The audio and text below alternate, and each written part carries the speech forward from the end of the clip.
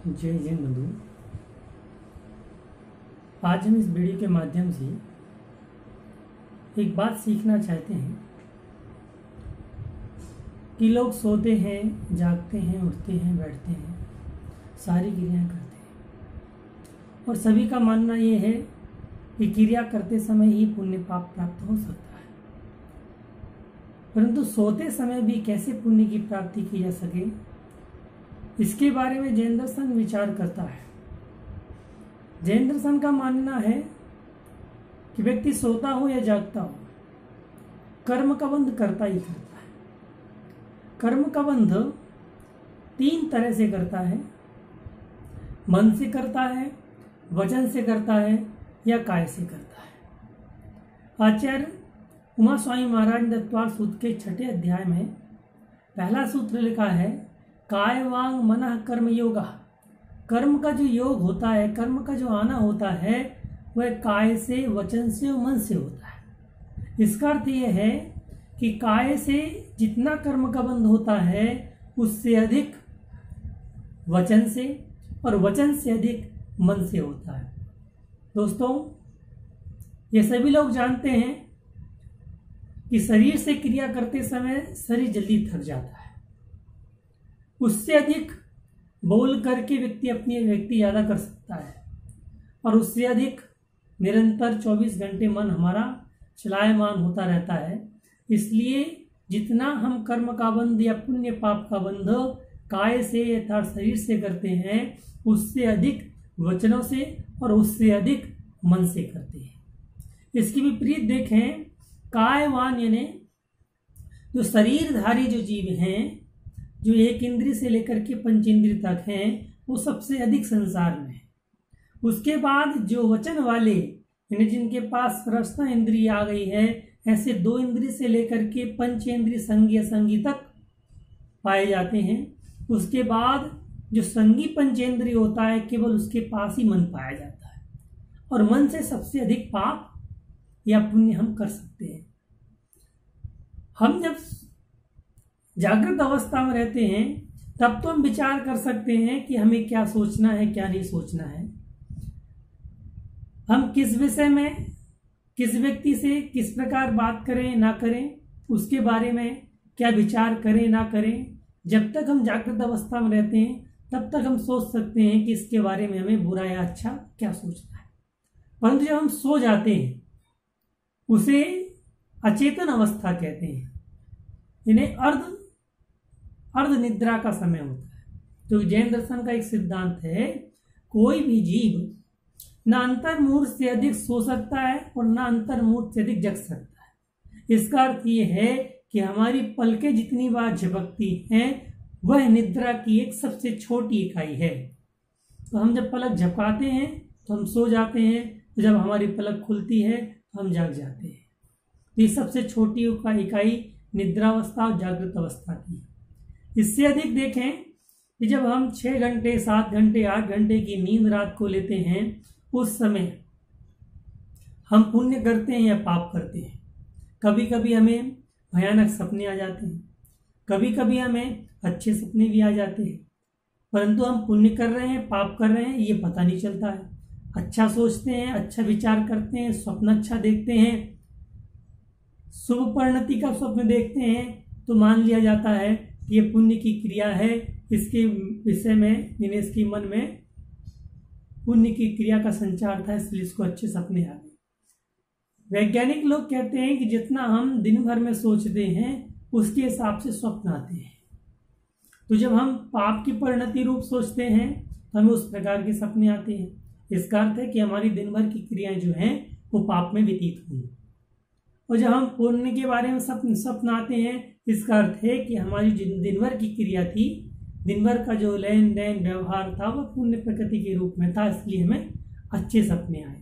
इसका साक्षात उदाहरण देखें, एक ग्रस्त जो दिन भर क्रियाएं करता रहता है, पाप की क्रियाएं करता रहता है, पुण्य किंचित मात्र करता है, उसको हमेशा ऐसे ही खराब सपने आते हैं, वो डर जाता है। दूसरी तरफ देखें, जो मुनि महाराज हैं, जो निरंतर सुपरिणति में अपनी क्रियाओं को करते रहते हैं, उनके उठने में, बैठने में, चलने में, बोलने में, रहन सहन, जिस प्रकार की भी क्रियाएं होती हैं केवल पुण्य रूपी परिणत होती है, पाप रूप परिणत नहीं होती। इसलिए उनके जो स्वप्न आते हैं वह हमेशा शुभ रूप में ही आते हैं। और दूसरी बात यह है कि हम अधिकता से नींद से अधिक सो जाते हैं, इसलिए हमें भी ऐसे सपने आते हैं। परंतु मुनि महाराज जब उन्हें तीव्र नींद आती है तब सोते हैं, इसलिए उनकी एक बार में नींद खुल जाती है। तो वह स्वप्न देखने के लिए भी उनके पास इन्हें अनर्गल विचार करने के लिए उनके पास टाइम नहीं होता है। ये दोनों तरफ परिणति के अपन लोगों को देख चुके कि जो दिन भर पुण्य की क्रियाएं करते हैं उनको अधिकांशता शुभ परिणति वाले स्वप्न आते हैं, जो पाप की क्रियाएं करते रहते हैं उनको अशुभ परिणति वाले स्वप्न आते हैं। अब बंधु हमें विचार ये करना है कि जो क्रियाएं हम दिन भर करते हैं, खाने की क्रियाएं, चलने की क्रिया, रहने की क्रिया, उठने की, बैठने की, बात करने की, दुकान जाने की, यहाँ से सामान वहाँ रखने की, मलमूत्र इत्यादि क्षेपण करने की क्रियाएं, जितनी भी क्रियाएं करते हैं सब हमें पाप का अर्जन ही कराती है। अब हम सो रहे हैं, उस समय ना हमने भोजन किया, भोजन करते, ना हम पानी करते, पानी पीते, ना हम कहीं जाते, ना व्यापार कर रहे हैं, ना किसी और से मोह उत्पन्न हो रहा है, ना सोच जाते हैं, ना लघु शंका जाते हैं। जब हम सो रहे हैं, रात्रि में बीच में लघु शंका दीर्घ शंका आती है तो हम जागृत अवस्था में जाते हैं, ना कि सोते उस अवस्था में जाते हैं। तो जब हम सो रहे हैं तब हम किसी भी प्रकार की क्रिया नहीं करते हैं, परंतु फिर भी जो दिन भर में पाप की क्रियाओं का हमें पाप लग रहा था वही सोते समय भी हमें पाप लग रहा है। तो क्या करें जिससे कि यह क्रिया पुण्य रूप में परिणत हो जाए। तो अधिकांशतः अपन ये देखें कि जो क्रियाएं हम नहीं करते हैं, सोते समय उन क्रियाओं का हम त्याग कर दें।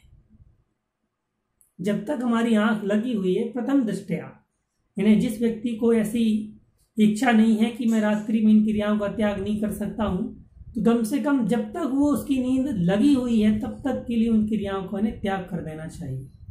यानी जब हम सो रहे हैं, हमारी आंख लगी हुई है, तब तक हमें जिस बेड में सो रहे हैं उस बेड के अतिरिक्त जो कपड़े हम पहने हैं, उसके अतिरिक्त जो गहने हम पहने हैं, उसके अतिरिक्त यानी सोते समय जो हमारे पास है वो मेरा है, इसके अतिरिक्त हम सब चीजों का त्याग कर सकते हैं।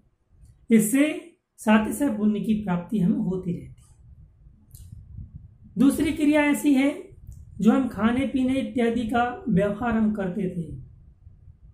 हम सोते समय रात्रि भोजन का त्याग कर सकते हैं, रात्रि में पानी का भी त्याग कर सकते हैं। एक सच्ची उदाहरण की बताता हूं मैं। एक हमारे मिलने वाले रिश्तेदारों में थे, उनकी जनरल स्टोर की दुकान थी, घर पीछे था, दुकान आगे थी, दिन रात दुकान चलती थी, खाने का टाइम नहीं, तो वो जब चाहे टाइम मिलता था तब आकर खाना खा जाते थे। एक बार आचार्य श्री का संग उनके नगर में पधारा। उनमें से किसी मुनि महाराज ने कहा, क्या करते हो? महाराज जनरल स्टोर की दुकान। क्रिया कैसी है? महाराज उठते हैं, नहाते हैं, धोते हैं, मंदिर जाते हैं, उसके बाद तुरंत दुकान खोलने पहुंच जाते हैं। फिर घर कब आते हो? जब महाराज ग्राहकी कम होती है तब आकर खाना खा लेते हैं। तो ग्राहकी कब कम होती है? महाराज 2 बजे के करीब दिन में, और रात्रि में 9 बजे के बाद ग्राहकी कम हो जाती तो आगे हम खाना खा लेते हैं। उनसे कहा कि आप रात्रि भोजन का त्याग कर दीजिएगा। तो उनका महाराज ये हमसे नहीं हो सकता है, हम रात्रि भोजन का त्याग कतई नहीं कर सकते। महाराज ने कहा, सोते समय तो कर सकते हो। महाराज विचार करेंगे, क्योंकि मैं जब भी उठता हूं नींद से, जब भी मैं उठता हूं रात को 12 बजे हो, 2 बजे हो, 1 बजे हो, मुझे पानी पीना है और कुछ ना कुछ खाने को चाहिए रहता है, इसलिए मैं त्याग नहीं कर पाता हूं।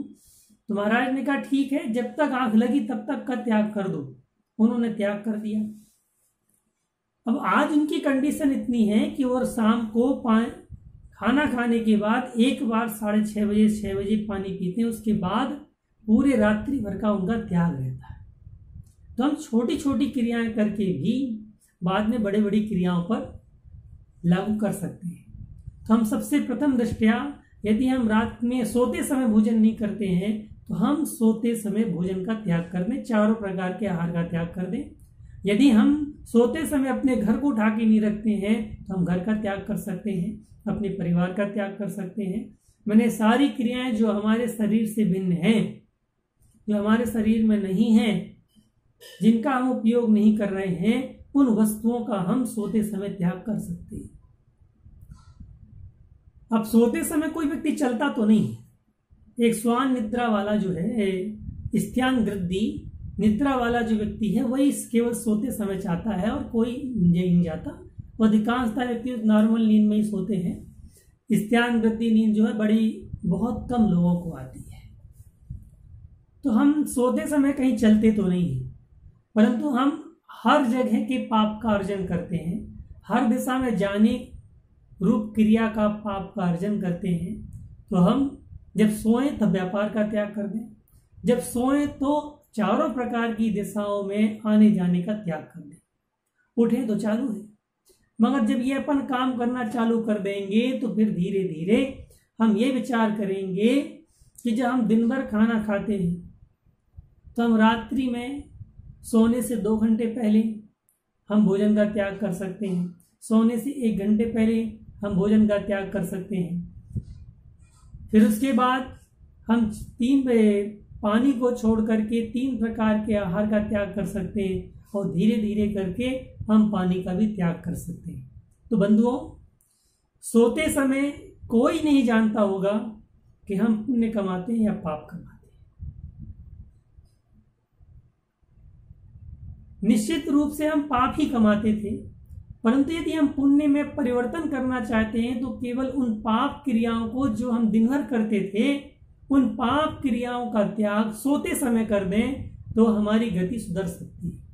मृत्यु का किसी का भरोसा नहीं है, कब किसको मृत्यु आ जाए पता नहीं। जो व्यक्ति सोया हुआ है वो सुबह जाग पाएगा कि नहीं जाग पाएगा। ऐसी अवस्था में यदि वह व्यक्ति सोते समय सारी वस्तुओं का त्याग कर देता है तो उसको पुण्य का अर्जन होता है। यदि ऐसे व्यक्ति की सोते समय ही मृत्यु हो जाए, सोते समय ही मृत्यु हो जाए तो स्वर्ग गति का पात्र होता है, यानी वह देव गति का पात्र होता है, वह देव बनता है, क्योंकि उसने त्याग अवस्था में प्राण का त्याग किया है। तो बंधुओं, आज की इस वीडियो में हम इतना ही समझे कि हम सोते समय भी किस प्रकार से अपनी किस्मत को बदल सकते हैं।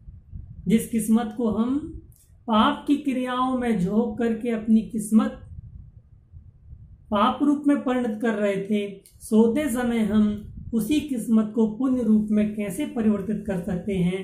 और जब पुण्य का उदय आएगा तो किस्मत अच्छी हो जाएगी। तो हम सोते समय हमेशा ये इन चीज़ों का ध्यान रखें कि जिन क्रियाओं को, जिन वस्तुओं को और जिन विषयों के बारे में हम सोचते नहीं हैं, ऐसे विषयों का हमें त्याग कर देना चाहिए। मन से, वचन से और काय से जिन क्रियाओं को हम नहीं करते हैं, ऐसी क्रियाओं का हमें त्याग कर देना चाहिए और निश्चिंत होकर के सो जाना चाहिए। एक और उपाय देख लीजिए कि जिन व्यक्तियों को नींद नहीं आती है, किस कारण से नींद नहीं आती है?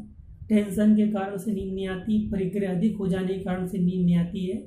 उन व्यक्तियों के लिए बिल्कुल अचूक उपाय है कि जब हम मन से, वचन से और काय से जिन क्रियाओं को हम दिन में कर रहे थे, उन क्रियाओं का हम सोते समय जैसे ही त्याग करेंगे, वैसे ही हमारा मन हल्का हो जाएगा और हमें नींद अच्छी आएगी। एक और अंतिम सलाह देना चाहता हूं कि जब हम सोएं तब 9 बार नमोकार मंत्र पढ़ करके सबका त्याग करें, जिससे कि हमारा जो संकल्प है वह नियम रूप में परिवर्तित हो जाए। तो जब हम सोएं तब संकल्प पूर्वक 9 बार नमोकार मंत्र पढ़ के सोएं और सब चीज़ों का त्याग करें और अपनी किस्मत को सुअवसर के रूप में पुण्य का बंध कराने के लिए उद्यत हों। इसी मंगलमय भावना के साथ महावीर भगवान